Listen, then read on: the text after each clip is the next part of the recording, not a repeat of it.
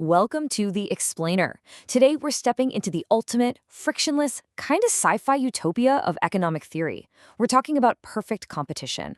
Now, I know it's more of an ideal construct than something you're going to stumble upon at your local strip mall, but it's an absolutely crucial baseline for how we understand market dynamics. Let's actually skip the usual boring list of textbook assumptions for a second. Instead, look at this profound quote from economist Mrs. Joan Robinson. She says, perfect competition prevails when the demand for the output of each producer is perfectly elastic. Basically, consumers are infinitely sensitive to price. But before we get totally bogged down in academic jargon, we really need to ask, what does a perfectly frictionless economy actually look like in practice? Section 1. What is a market? Beyond the physical space. Before we can build our imaginary utopia, we kind of have to rethink what a market even is. To do that, we're looking at a classic definition by Augustin Cournot.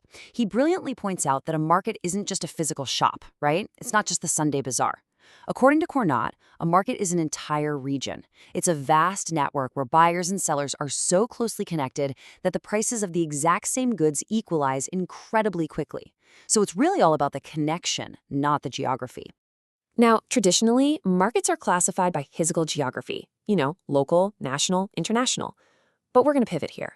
For the rest of this explainer, we are classifying markets entirely by the level of competition. And we're starting right at the absolute top, with perfect competition. Section 2. The ideal crowd and building the utopia. Let's bring this theoretical world to life. Imagine looking out over literally thousands upon thousands of identical stalls. This is what we call the ideal crowd. In perfect competition, there is a massive number of buyers and sellers. And here's the kicker.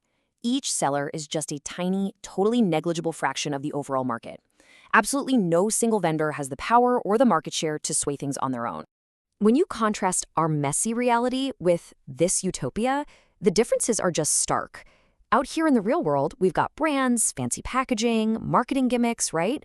But in our perfect market, zero brands. Look at this comparison. Every single vendor is selling crisp, red apples that are perfectly identical in size, color, and taste. They are entirely homogeneous. Literally, every apple is a perfect substitute for the next one. Section 3. Price takers and free will. The rules of the game. So what actually happens if someone tries to buck this system in this strict imaginary world? Picture a single seller getting a little greedy. They reach up and try to change their price tag for a kilo of apples from 300 rupees to 400. Well, in our perfect market, imagine a giant red digital crossout instantly appearing over that sign. Why? Because their market share is just too tiny, and their apples are exactly the same as millions of others. No buyer is going to accept that higher price. That seller literally cannot influence the market.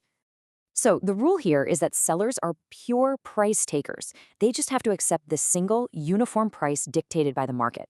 But on the flip side, they have ultimate economic freedom.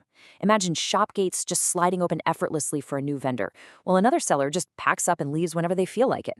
There are absolutely zero barriers to entry or exit, no legal hurdles, no massive startup costs, nothing. Section 4. Perfect knowledge and mobility. The digital HUD. Let's see how buyers and resources actually navigate this flawless landscape. Imagine walking through this market and you've got this glowing digital heads-up display, a HUD, floating right above your head. This display feeds you instantaneous, perfect knowledge. You and every single seller know absolutely everything about the market, the uniform price, the exact quality, every source of supply. Nobody can trick you into paying a premium because your information is flawless. And that brings us to another strict rule, total factor mobility. In this utopia, workers and delivery carts just glide effortlessly between industries and cities. Labor and capital are perfectly mobile. Geographically, they can move anywhere without friction. And occupationally, they can switch jobs the absolute second it becomes more profitable. Section 5. Zero friction rules. Overriding reality. Because to keep this utopian engine running smoothly, the theory really has to overwrite the messy, expensive reality of our lives. Take logistics, for example. In this world, carts move across massive borders without spending a single dime. Transport costs simply do not exist. Because of this, the price of an apple stays perfectly uniform across the entire region. An apple in the north costs the exact same to get to market as an apple in the south. And to top the whole thing off, imagine a government officer just casually strolling past the stalls, hands in his pockets, completely ignoring the commerce happening around him. This is strict laissez-faire policy. It means a complete, absolute absence of government intervention. No taxes, no subsidies, no regulations getting in the way. The market entirely rules itself. Section 6. Finding equilibrium and the forces at play. Okay, so we've built this flawless machine, but how does the market actually decide what that single uniform price should be? Let's look at this schedule showing total market demand and supply. Notice the inverse relationship here. As the price per kilo of apples goes up from 100 to 500 rupees, the quantity that buyers actually want drops from 5,000 kilos down to 1,000. But look at the suppliers. It's a direct relationship. As the price goes up, the sellers get super excited and the quantity they supply skyrockets. Now, to explain how these two forces interact, the famous economist Alfred Marshall gave us this brilliant metaphor. He compared price determination to cutting cloth with a pair of scissors. Think about it. You absolutely need both blades of the scissors working together to make a cut, right? In the exact same way, you need both the force of demand and the force of supply to find the equilibrium price. One blade just won't cut it. And here are those two scissor blades in action. See how the downward sloping demand curve, DD, and the upward sloping supply curve, SS, perfectly intersect? Above that point, you've got excess supply because the price is just too high. Below it, excess demand because the price is too low. But right there at point E, the market finds perfect harmony. And that magical intersection gives us our single, uniform equilibrium price of exactly 300 rupees. At this precise price, the amount buyers want, 3,000 kilograms, perfectly matches the amount sellers want to provide. Demand equals supply.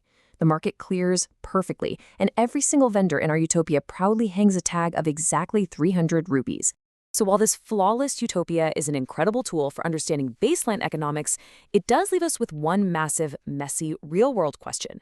Since perfect competition is ultimately just an imaginary concept, what actually happens when a single seller starts bending the rules? What happens when they differentiate their product, build a massive brand, and actually take control over the price? Well, we'll dive into the fascinating, chaotic world of imperfect competition in our next explainer. Thanks for joining me.